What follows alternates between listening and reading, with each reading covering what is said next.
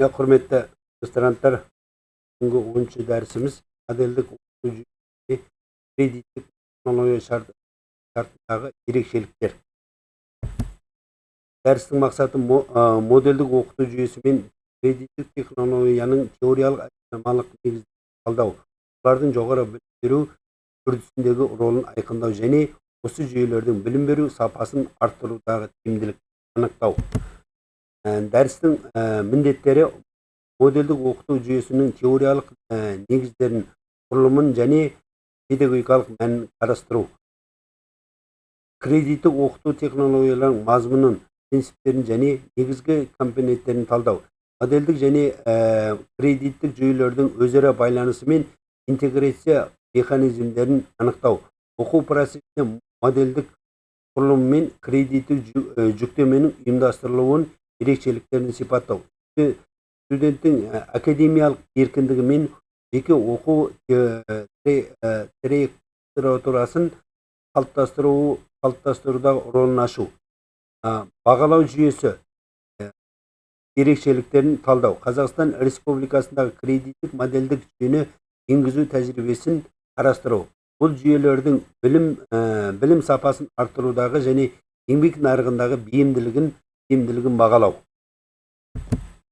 Қазіргі жоғарғы білім беру жүйесі терең трансформация кезеңінен өтуде. Бұл трансформациясының негізгі себебі жаһандық үрдістер, еңбек нарығының өзгеруі және білім берудің нәтижеге бағытталуы.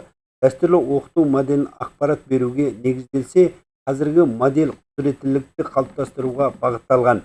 Осы контекстте модельдік оқыту жүйесі мен кредиттік технология жетекші орын алады. Бұл екі жүйе балон үрдісінің талаптарына сәйкес білім беруді халықаралық деңгейге бейімдеуге мүмкіндік береді. Модельдік оқыту жүйесінің теориялық негіздері. Модельдік оқыту жүйесі оқу мазмұнының логикалық аяқталған дербес құрылымдық блоктарға, модельдерге бөлуге арқылы ұйымдастырылатын педагогикалық жүйе. Модель белгілі бір білім, дағды және құзыреттілікті қалыптастыруға бағытталған тұтас оқу бірлігі. Әр модель оқу нәтижесімен аяқталады және студенттің белгілі бір кәсіби немесе академиялық қабілетін дамытады. Модельдік оқыту жүйесінің теориялық негізгі жүйелік тәсілге сүйенеді. Бұл тәсіл бойынша оқу процесі бөлшектелген элементтер жиынтығы емес, өзара байланысқан тұтас жүйе ретінде қарастырылады. Модельдік оқытудың құрылымы. Әр модель бірнеше компоненттен тұрады. Теориялық бөлім, практикалық сабақтар, студенттер өзіндік жұмысы, аралық және қорытынды бақылау.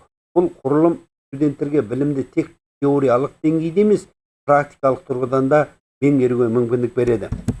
Модельдік оқытудың принциптері.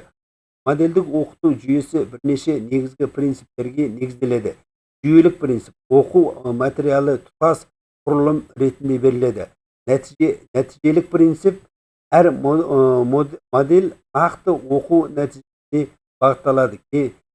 Кезеңділік принципі оқу мазмұны кезең-кезеңмен меңгеріледі.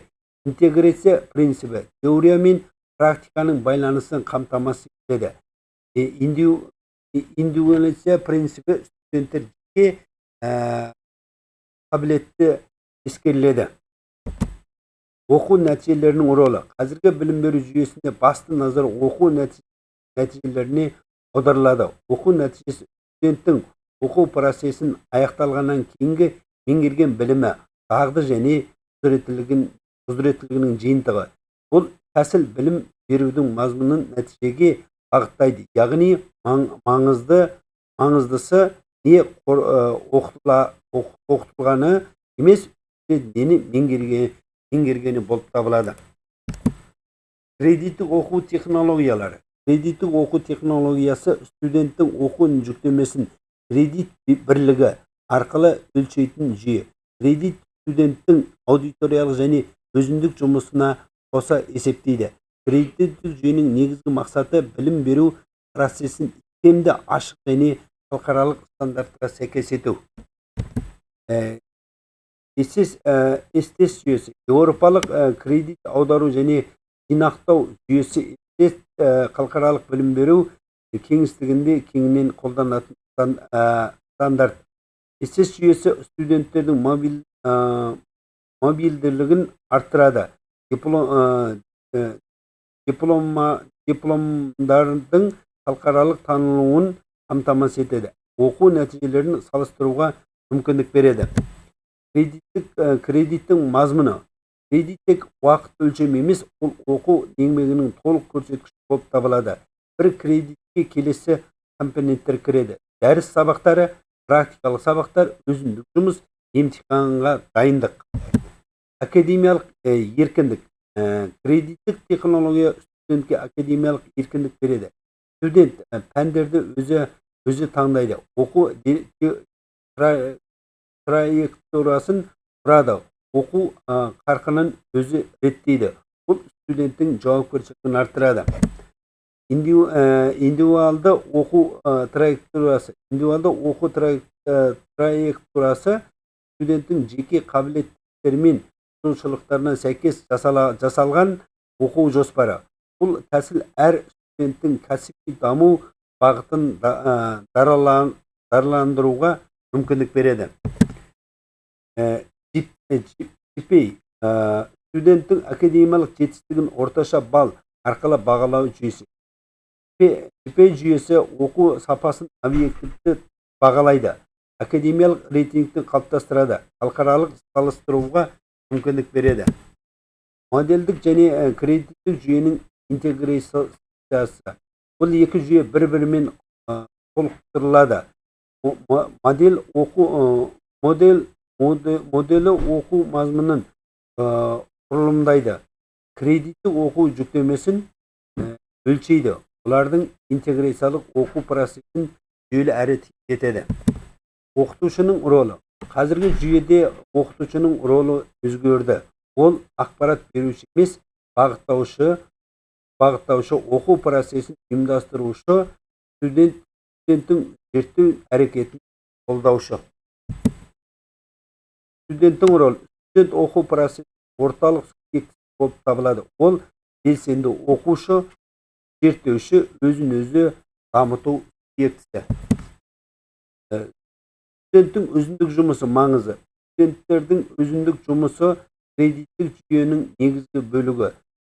Студенттік өзіндік жұмысы аналитикалық ойлауды дамытады, ғылыми зерттеудің дағдыларын қалыптастырады, дербес деңгейін арттырады. Бағалау жүйесі. Бағалау 3 деңгейде жүзеге асады: ағымдық бағалау, аралық бақылау, қорытынды емтихан. Бұл жүйе студенттің оқу процесін үздіксіз бақылауға мүмкіндік береді. Артықшылықтары. Кредиттік модельдік жүйенің артықшылықтары. Халықаралық стандарттарға сәйкес академиялық мобильдік кемді оқу жүйесі. Ашық бағалау.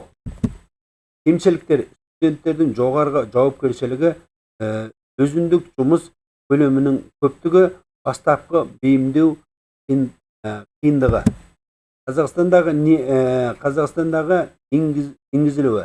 Қазақстан баллон үрдісіне қосылып, кредиттік модельдік жүйені толық енгізілді.